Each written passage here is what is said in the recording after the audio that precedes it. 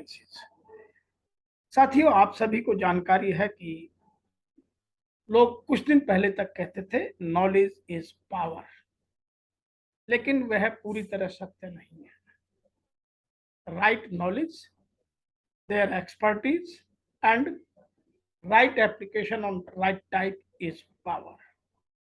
इसीलिए यहाँ knowledge into action into practice is called skill. वह चाहे सॉफ्ट स्किल हो या हार्ड स्किल हो। और स्किल में यदि एटीट्यूड को और मल्टीप्लाई कर दिया जाए तो वो हमारी कॉम्पिटेंस बन जाती है। और बिना कॉम्पिटेंस के कोई भी आदमी सफलता के सोपान नहीं चढ़ सकता। मैं आपको यहाँ दो तीन चीजें बहुत पहले से अवगत करा दूं कि हमारे जीवन में लगभग 98% problems because of soft skills आती हैं कि हम सॉफ्ट स्किल्स में वीक होते हैं। केवल जीवन में 2% प्रॉब्लम्स हार्ड स्किल की वजह से या टेक्निकल स्किल की वजह से आती है। दूसरी बात, इन सॉफ्ट स्किल्स में भी 85% प्रॉब्लम्स अकेले कम्युनिकेशन से आती हैं, वह चाहे रिटन कम्युनिकेशन हो, वर्बल हो, बॉडी लैंग्वेज हो, हमारी टोन हो। कारण कुछ भी हो सकता है। तो हमारे जीवन में हमारे इर्द गिर्द जितनी समस्याएं हैं, यदि आप उनका ठीक से एनालिसिस करेंगे तो पाएंगे कि 85% समस्याएं हमारे कम्युनिकेशन से आती हैं। और कम्युनिकेशन एक सॉफ्ट स्किल है, इसीलिए आज हम बात कर रहे हैं सॉफ्ट स्किल्स की। Soft skill is the personal attribute that supports situational awareness and enhance an individual's ability to get a job done. यह इंग्लिश में सॉफ्ट स्किल की परिभाषा है।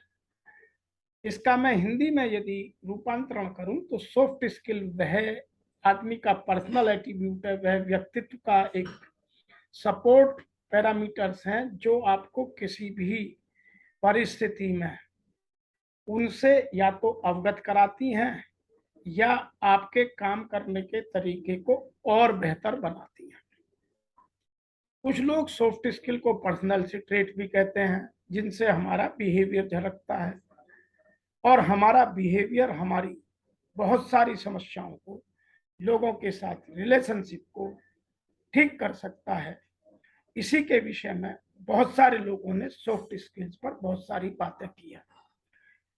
सबसे पहले मैं पहला कोट बोलता हूं कि technical skills may get you the job but soft skills can make you or break you as a manager और ए लीडर। इसीलिए जो आपकी हार्ड स्किल है वो केवल आपको एक बार एक एंट्री पास की तरह एंट्री दिलाती हैं, लेकिन जितनी भी आगे की सक्सेस है वो सब सॉफ्ट स्किल से मिलेगी। सॉफ्ट स्किल ही आपकी प्रोग्रेस में एज ए मैनेजर और एज ए लीडर आपको सपोर्ट करेगी। Number 2, the top characteristics of success in the tech related fields are soft skills. जितनी भी टेक्निकल रिलेटेड स्किल्स हैं उन सबको डेवलप करने में सॉफ्ट स्किल्स का बहुत बड़ा योगदान रहता है। नंबर 3, जो इससे भी ज्यादा इंपॉर्टेंट है, soft skills have more to do with who we are than what we know. इसका मतलब यह हुआ कि सॉफ्ट स्किल्स उन लोगों पर फोकस करती है जिनसे हमें काम करना है या जिनके साथ काम करना है या जिनसे काम कराना है, और वो कितना जानते हैं और उनको हमें कैसे समझाकर अपना काम या कैसे रिश्ते नाते बनाकर एक टीम बनाकर उनसे काम निकालना है। Last but not the least, जो सबसे इंपॉर्टेंट मैं मानता हूं, soft skills make a man human being.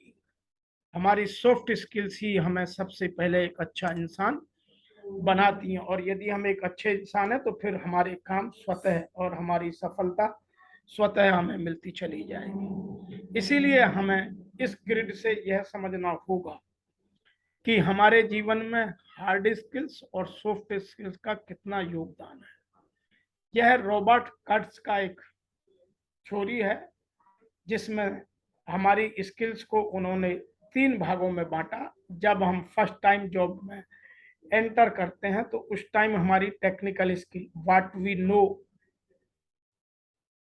वो बहुत मैटर करती है। And how we can take others, how we can communicate, how we can influence others, वो हमारी ह्यूमन स्किल है। तो जब हम फर्स्ट लेवल जॉब में होते हैं, जब एंट्री जॉब में होते हैं, तो उस टाइम हमारी ह्यूमन स्किल और हार्ड स्किल का बहुत बड़ा योगदान होता है और कंसेप्चुअल स्किल का योगदान बहुत थोड़ा होता है।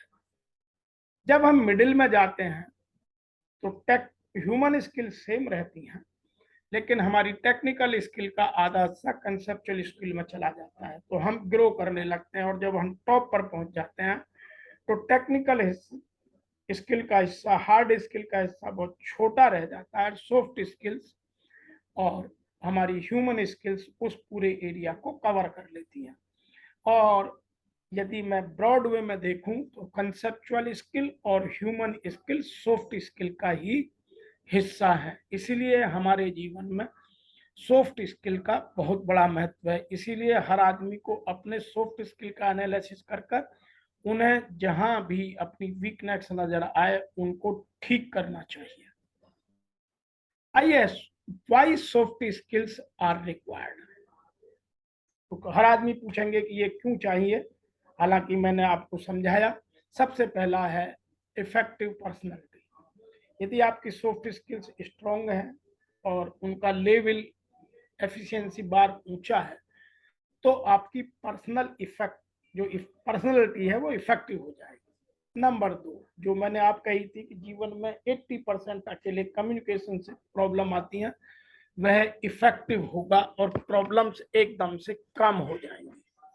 Number 3, establishing the relationship. यदि आप ह्यूमन बीइंग बन गए, आप लोगों की भावनाओं को समझते हैं, लोगों को स्पिरिचुअल वे में समझा सकते हैं, इंटेलिजेंस में आप उनके इमोशनल इंटेलिजेंस को समझ करके अपना काम निकाल सकते हैं, तो आपके रिलेशन सबके साथ अच्छे होंगे। नंबर 4, डेवलप या build confidence and trust among team members. Soft skills बहुत तेजी से लोगों में विश्वास पैदा करती हैं और लोगों को एक साथ उनमें आत्मविश्वास को जगाती हैं। नंबर 5, सॉफ्ट स्किल्स हमारे गोल को अचीव करने में बहुत मदद करती हैं, क्योंकि सॉफ्ट स्किल से हमारी टीम बनती है और सॉफ्ट स्किल से हमारे रिलेशनशिप होते हैं, नेगोशिएशन होते हैं, हम दूसरों को इन्फ्लुएंस करते हैं, दूसरों को अपनी बात मनवाते हैं, डिसीजन मेकिंग इजीली हो जाता है। तो ये बहुत सारी चीजें हमारे गोल अचीविंग में मदद करती हैं। नंबर 6 पर आता है इन्फ्लुएंसिंग अदर्स।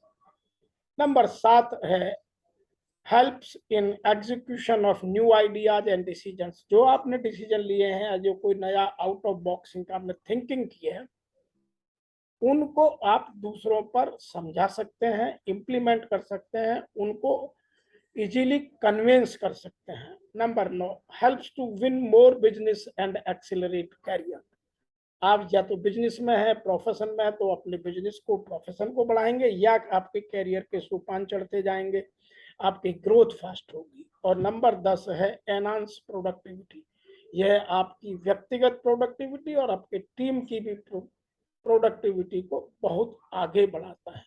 इसीलिए सॉफ्ट स्किल्स का आपके जीवन में बहुत बड़ा कंट्रीब्यूशन है। अब अगला मुद्दा उठता है कि सॉफ्ट स्किल्स में क्या क्या, हमारे वर्क प्लेस पर क्या क्या चीजें शामिल होती हैं। सॉफ्ट स्किल सब कहते हैं, कोई ये बताता नहीं सॉफ्ट स्किल में क्या क्या है।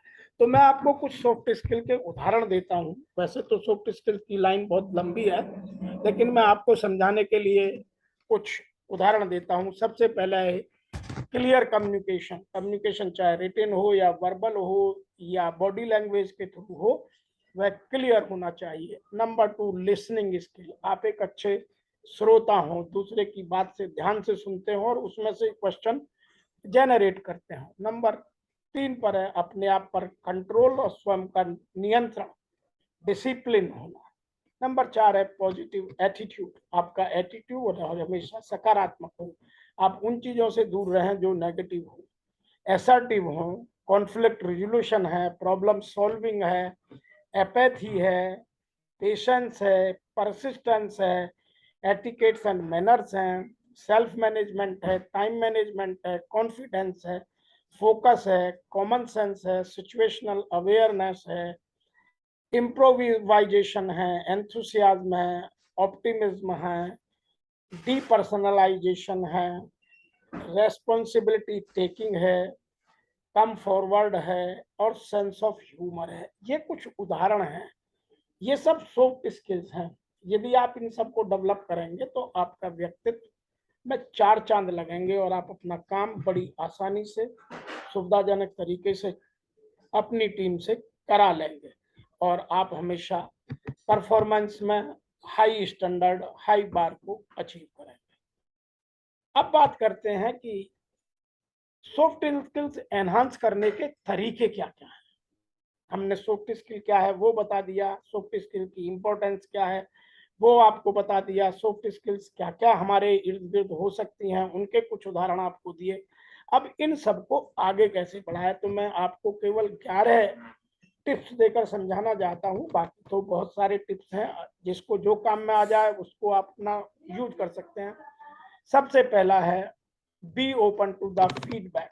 आप लोगों से, अपने आसपास, आपके मित्र हो सकते हैं, आपके सहयोगी हो सकते हैं, आपके बॉस हो सकते हैं, आपके मैनेजर हो सकते हैं, आपके सबऑर्डिनेट हो सकते हैं, तो आप सबसे अपनी ओपन फीडबैक लेते रहें और उस पर ईमानदारी से एनालिसिस करें और उस पर फिर काम करें।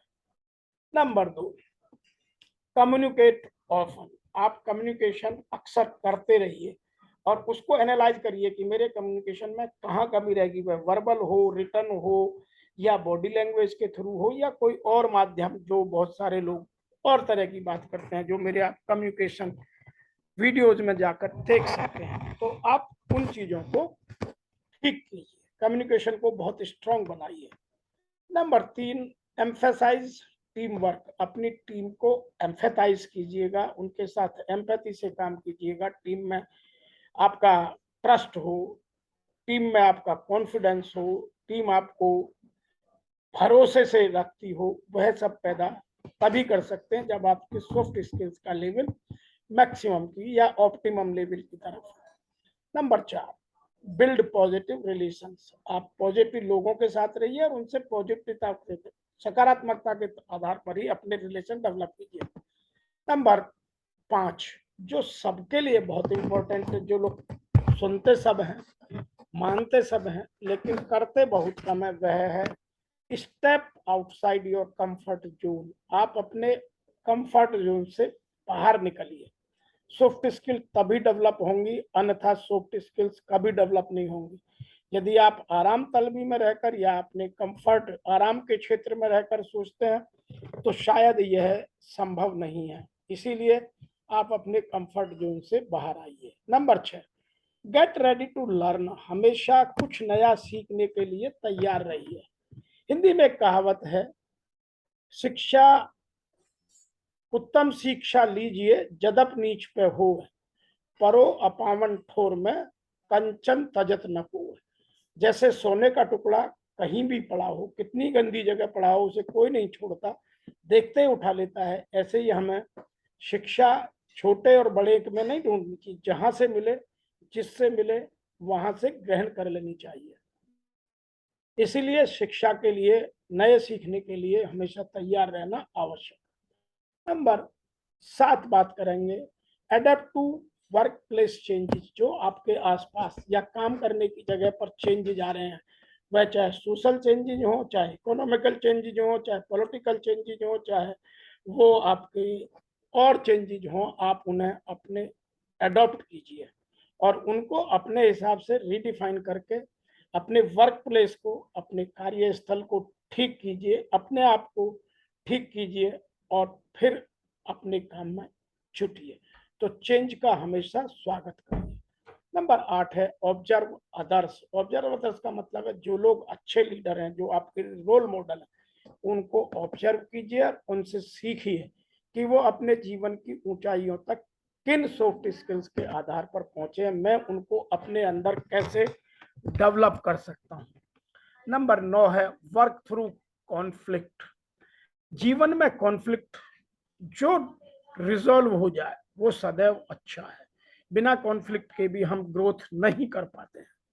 तो लेकिन उसका कॉन्फ्लिक्ट रेजोल्यूशन जिसको आता हो, उतना कॉन्फ्लिक्ट में आप काम कीजिए।